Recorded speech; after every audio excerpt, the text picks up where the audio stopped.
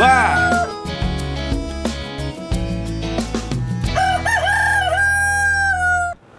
Sejam bem-vindos à nossa mesa de bar. Hoje nós vamos conversar com esse pessoal da OER, vamos falar uma das culturas que eu mais gosto, cara. E minha também, né? Então, vou me apresentar para vocês primeiro. Eu sou a Camila e acredito que, como a maioria aqui, a minha ascendência é italianos. Então, o trigo para mim faz parte da vida diária e, além de produtores, a gente gosta muito. Estamos aqui na casa Pães da Adri, a qual nós somos todos frequentadores habituais. Então, a Adri entrando aí, nos fazendo ainda mais felizes nos nossos programas como uma nova apoiadora. E, Cristiano, quem que tá aí com a gente?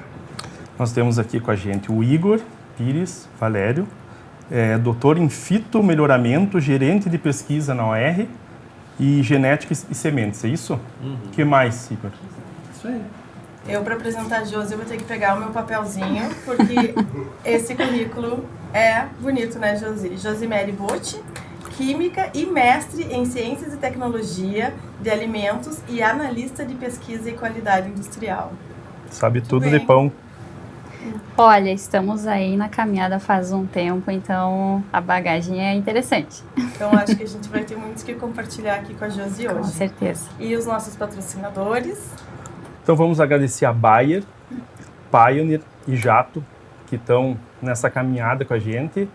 Agradecer também nossos apoiadores, né, Camila? Isso mesmo. Então eu também vou pegar o meu papel, porque graças a Deus cada dia são mais apoiadores. Nosso grupo está crescendo. Espaço Calafate vem com a gente desde o primeiro episódio do programa. Sem Cerros, que fornece os nossos móveis belíssimos. Quem precisar do contato é só pedir inbox que a gente está mandando. A de Ferri, que nos alimentou muito bem nas outras edições. A Agrometa, que também esteve desde o início conosco, assim como a Agrocerati.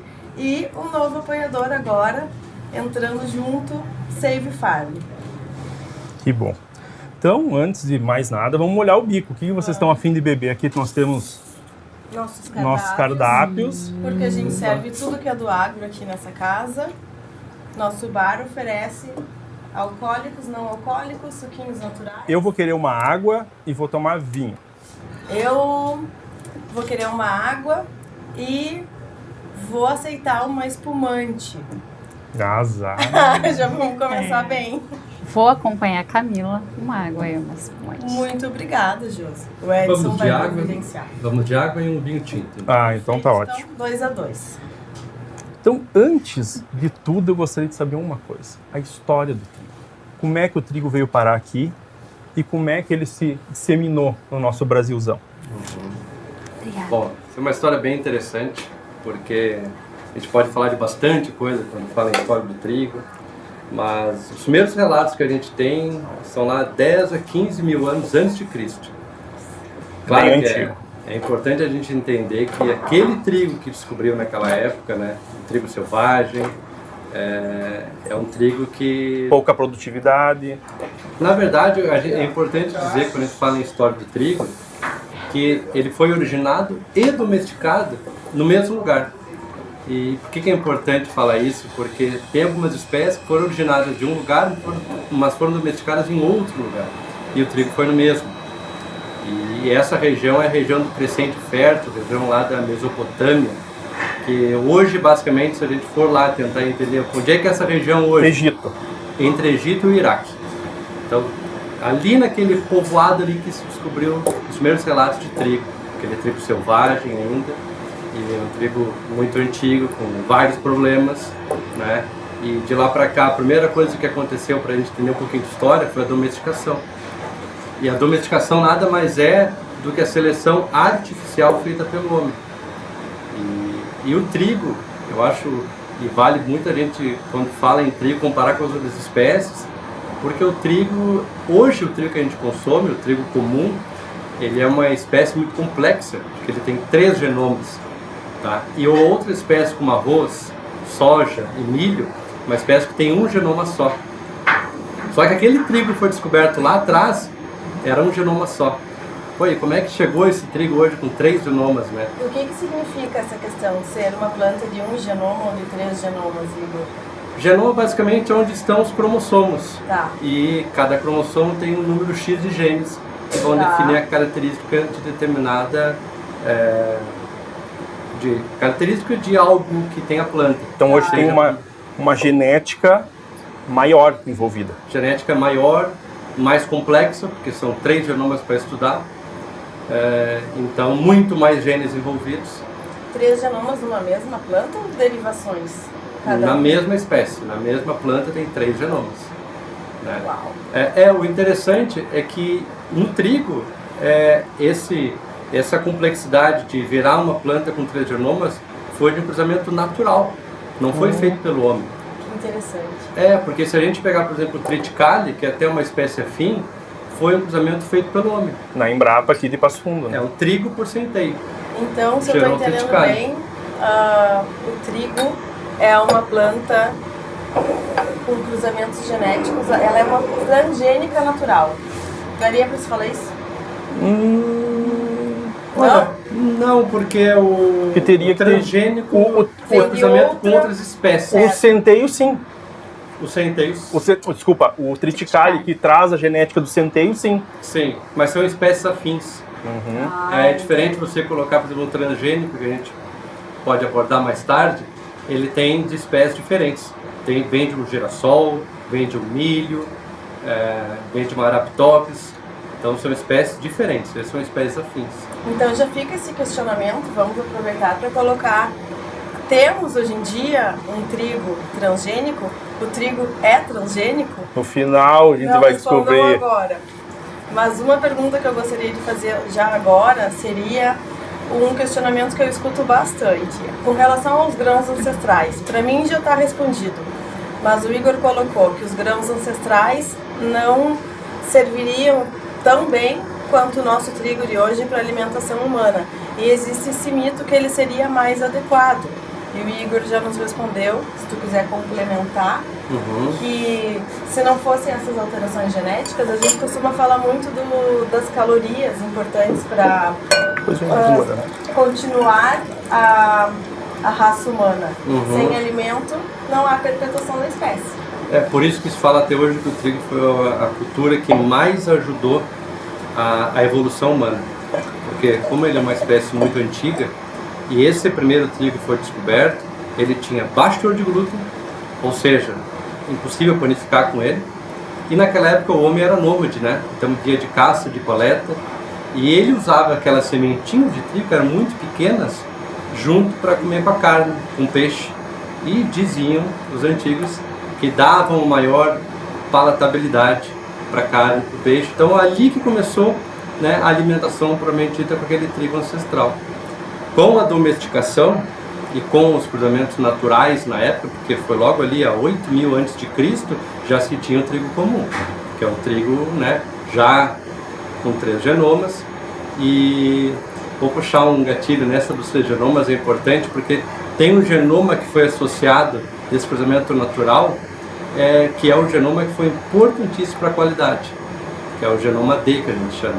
Então, sem esse genoma, nós não teríamos hoje panificação nesse nível que a gente tem. Nesse nível que a gente tem hoje. Muita coisa evoluiu, sim, mas o genoma já estava lá inserido para a qualidade industrial. Então, basicamente, esse trigo ele está entre nós há 8.000 anos. 8.000 anos. Trigo comum, sim, 8 ou 9.000 anos atrás. Daria para pensar que a evolução humana foi acompanhada pelo trigo durante todo o caminho. Foi fundamental, acredito eu, em termos de alimentação, né? Tanto que se tem relatos de se encontrar pão nas tumbas dos egípcios. Lá, 7, 8 mil anos atrás. Sempre aparecendo entre nós, né? É uma coisa incrível. E complementando, Camila, o que o Igor vem dizendo sobre o que se diz, né, que o trigo ancestral ele teria uma saudabilidade maior, né, que você trouxe. Porque pensando na época em que ele era consumido e a forma que ele era consumido em sua integralidade, né? Como a gente tem hoje as farinhas integrais. Então, pensando nesse cenário, talvez é por isso que se traz esse assunto, né? E hoje o trigo ele vem sendo consumido de diversas formas, na sua forma integral, na sua forma de farinha branca, na sua forma enriquecida, né, para preparo de produtos. Então, ambas as duas formas de consumo, elas são importantes na nossa dieta. Ela só foi se adequando quanto à necessidade do nosso dia a dia, né? De ter produtos mais rápidos, ter produtos disponíveis para consumo. Bom, hoje a gente pensando na nossa vida, né? Nós não temos mais uma pessoa que fica em casa preparando o alimento para a gente.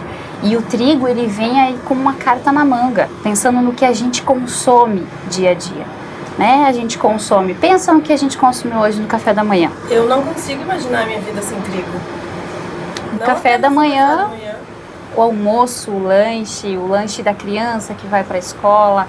Então ele vai se adequando e se encaixando dentro dessa necessidade, dessa vida corrida que a gente tem. É uma carta na manga. Você vai no mercado e você tem vários produtos derivados de trigo que estão ali prontos. 5 minutinhos de preparo, você tem uma refeição pronta.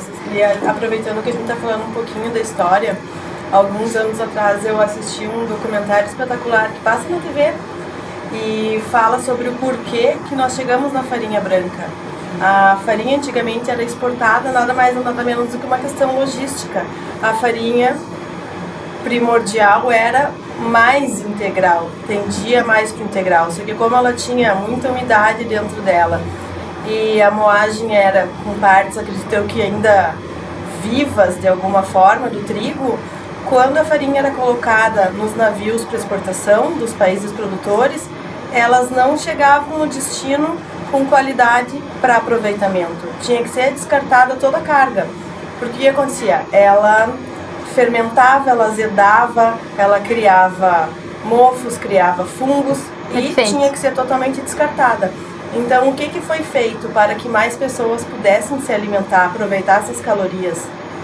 Foi feito um refinamento da farinha, onde se tirou essas partes que possibilitavam que chegasse a carga estragada, se removeu isso e a partir desse momento a farinha, quanto mais branca, melhor, que eu gosto muito, por sinal, mas ela passou a chegar nos outros países, outros continentes com mais qualidade. Com mais qualidade. Então não foi uma coisa que aconteceu essa purificação da farinha por simples... Uma necessidade. Foi uma necessidade. Foi uma necessidade, isso. Porque qual a diferença de uma farinha que a gente chama branca ou refinada para uma farinha integral? Na farinha branca você tem puramente o endospermo. O que é o endospermo? Amido, proteína, a parte branca, o centro do grão. A carninha. Isso. A parte nobre.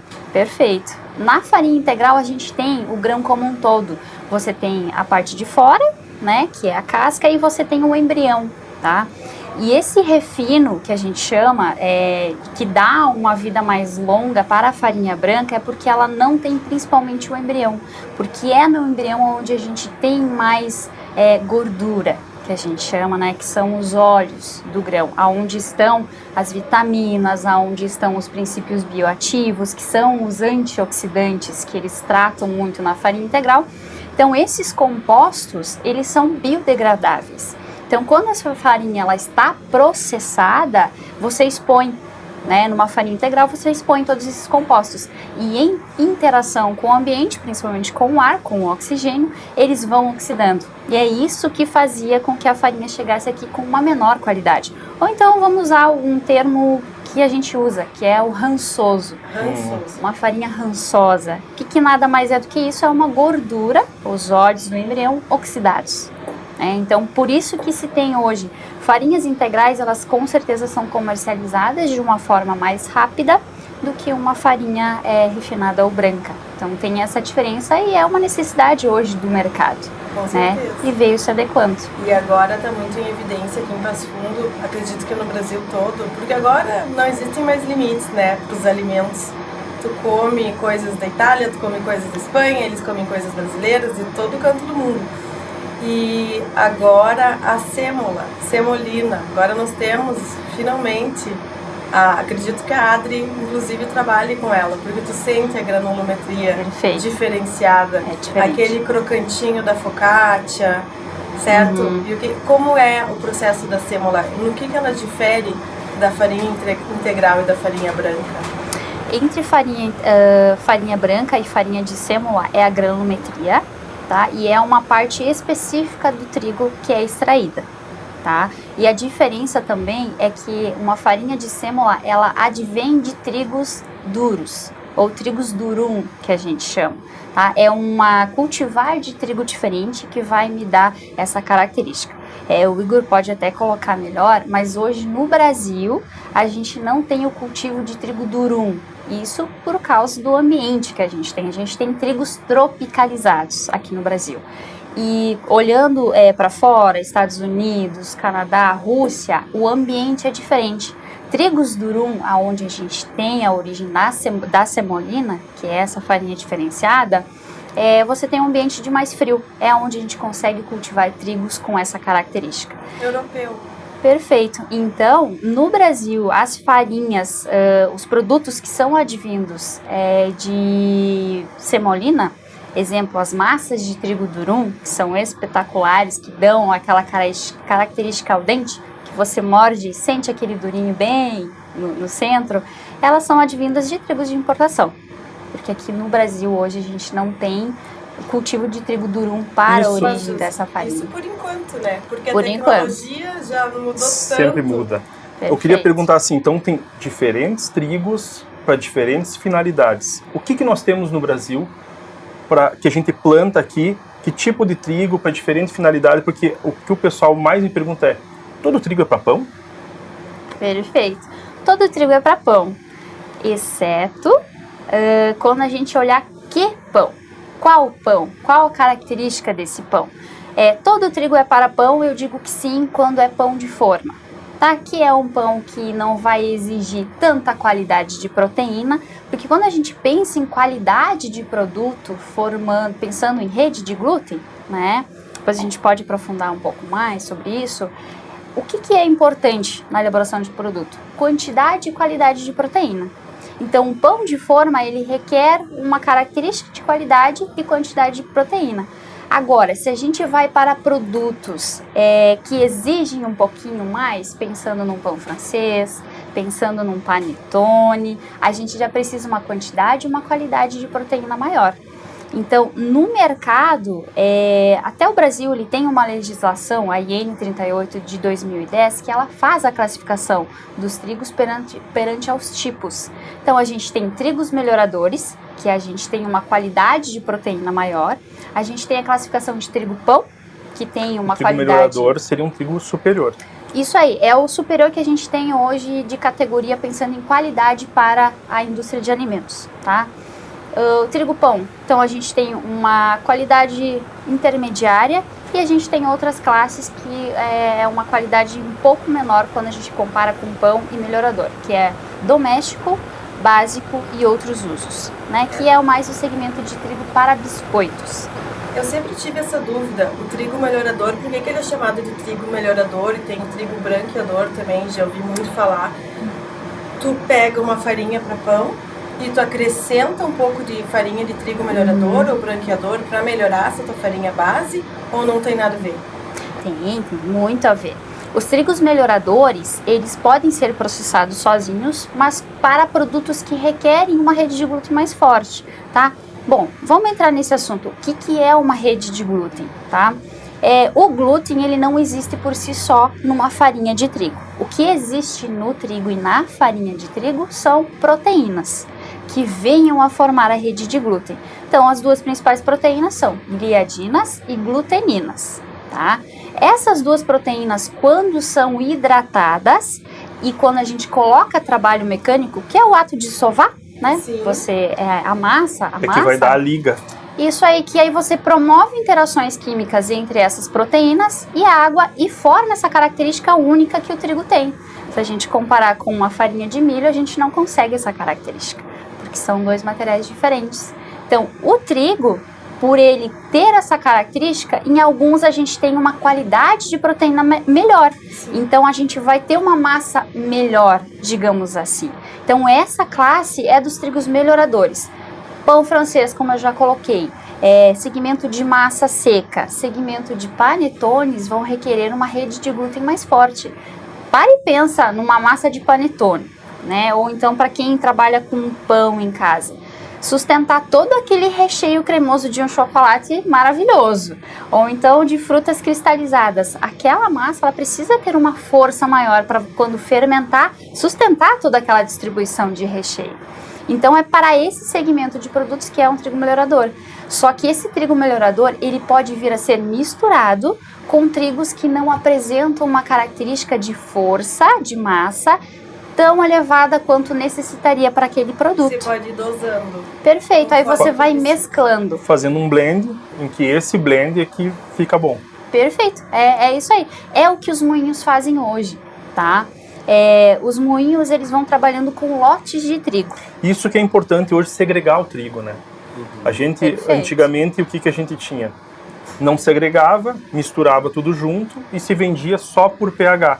E não se conseguia ter o trigo para pão, o trigo para isso ou aquilo, né? Pauzinha, Aí, pra ó. degustar agora os produtos. Adri, dá um oi. Muito pro obrigado. pessoal. A Adri, melhor do que ninguém, é um exemplo de pessoas que usam essas tecnologias, esses blends dos trigos Perfeito. para fazer esses produtos maravilhosos que a gente está recebendo aqui, muito felizes hoje. Obrigada. Posso fazer uma observação? Deve. Bom, eu e o Igor, a gente é frequentador da casa. É cliente. Isso aí. E eu já tive a oportunidade de trabalhar com a Adri dentro das farinhas originadas dos trigos da UR. E ela trabalha com produtos de fermentação natural, não é, Adri? E esse tipo de produto, ele vai se encaixar muito bem com uma farinha com característica de trigo melhorador. Porque ele leva 2 dias para ser feito, então essa rede de glúten precisa sustentar todo esse processo. Então, já trazendo aqui para a nossa mesa de um produto que a gente vai degustar, é um exemplo de um encaixe de um trigo melhorador. Perfeito, pessoal, aproveita. Vamos atacar, né? Vamos atacar. É Essa importante, maravilha aqui. dentro desse contexto que a Josi comentou, é importante a gente mencionar que tudo é o mesmo trigo, viu, Cristiano? Camilo, tudo é o trigo comum, Vamos um guaraná. o trigo comum que a gente comentou ali, que tem 3 genomas, é a mesma espécie, é uma espécie apenas. O que muda? Mudam-se as cultivares. Aí entra o melhoramento genético. É o melhoramento genético que desenvolve cultivares com características para panificação, com características para um trigo mais ou menos de um biscoito, com características de uma farinha branca. Certo. Então, aí entra todo o processo de melhoramento que usa-se técnicas convencionais, técnicas de biotecnologia, para que se possa entregar no mercado cultivares com determinadas aptidões. A OR hoje tem material genético para cada aptidão? Tem. Hoje nós temos, que a gente consegue entregar para cada aptidão dentro do que a indústria precisa, dentro do que é a demanda do mercado. E por isso que melhoramento é interessante, porque a gente tem que estar sempre atento ao que a indústria quer, né? Qual é a demanda? O consumidor quer. Exatamente. E pesquisa constante, E né? pesquisa constante.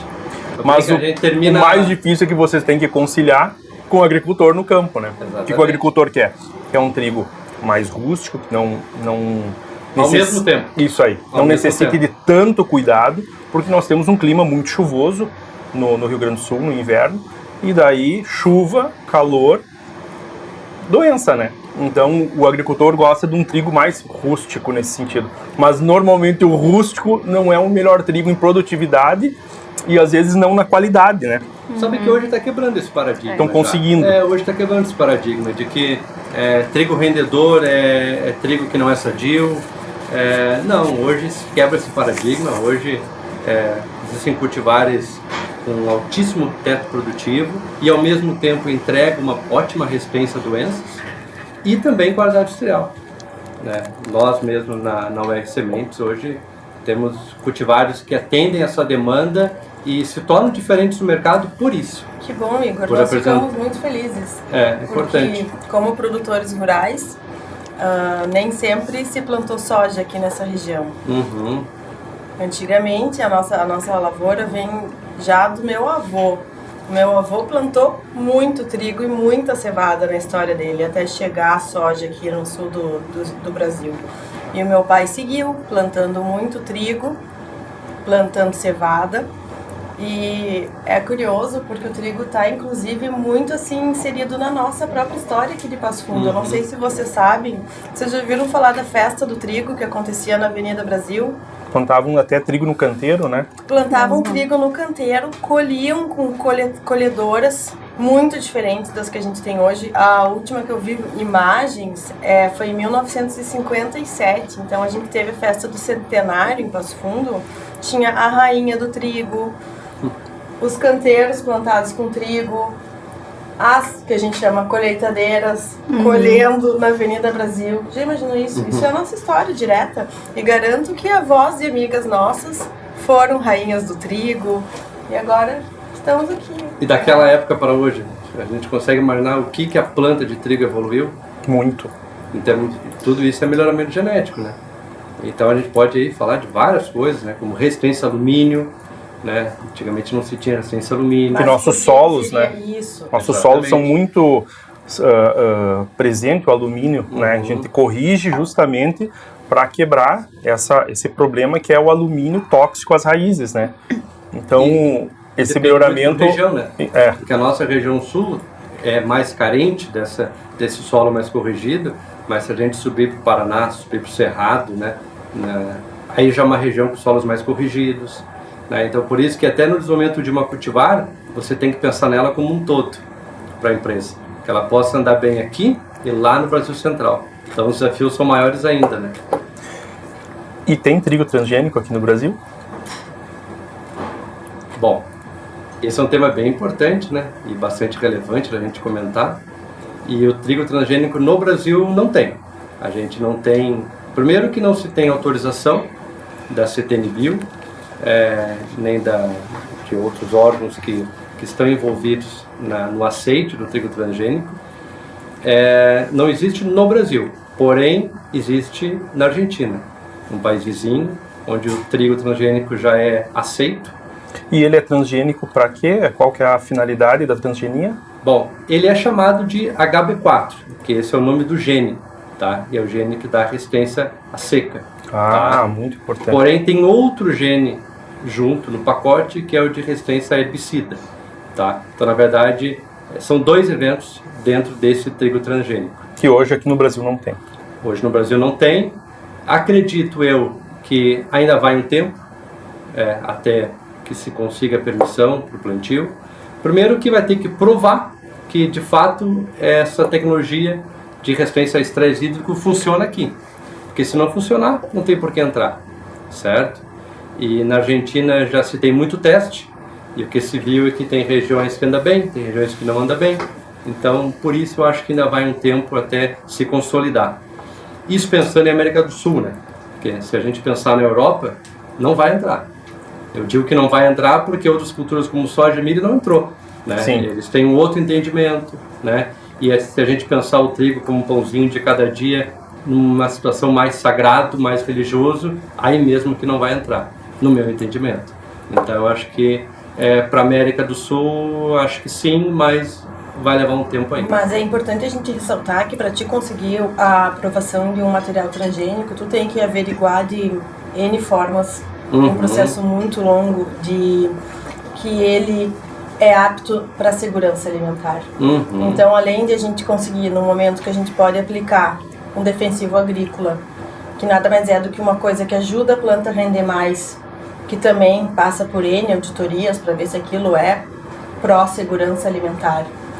E o que acontece? Geralmente, quando a gente aumenta o nosso índice de produtividade, que é o que traria para nós, como trouxe para a soja, a transgenia, a tecnologia da transgenia embutida na semente, o que impacta? Pãozinho mais barato, tem mais quantidade. Uma produção maior. Uma maior produção. O que acontece imediatamente no mercado? Derruba o preço. Então isso não seria bom só para o produtor, que consegue elevar os índices de produtividade, mas seria bom para o consumidor final, que vai ter um acesso mais barato ao seu alimento do dia a dia, porque a gente não consome só o pão no café da manhã, é o pão no café da manhã, a massa no almoço, e a partir daí só vai, né? Vamos falar um pouquinho sobre os diversos usos do trigo? Mas isso no próximo bloco. Agora nós vamos degustar os quitutes da Adri, né? Então tá bem, pessoal, aproveitem.